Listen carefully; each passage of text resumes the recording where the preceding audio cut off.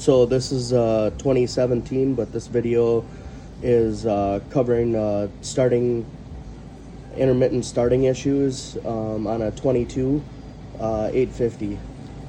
The initial complaint was that it would start fine when it was cold, but after you went and ran it 30-40 miles, it randomly didn't want to start. Okay, so this is the wire I changed.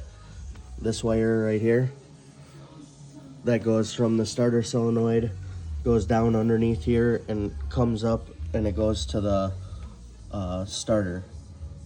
The other thing I did, this is a 17, but the year that had the intermittent start issue is a 22, and I added this same ground strap from the top of the motor mount to the side of the motor mount that a 2017 850 has.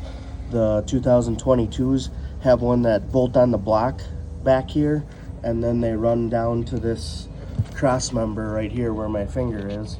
The 17s didn't have that, but the 22 has the other style, which doesn't seem to be making a good connection. So that's why I added this to the 22, and it seemed to have resolved the issue so far.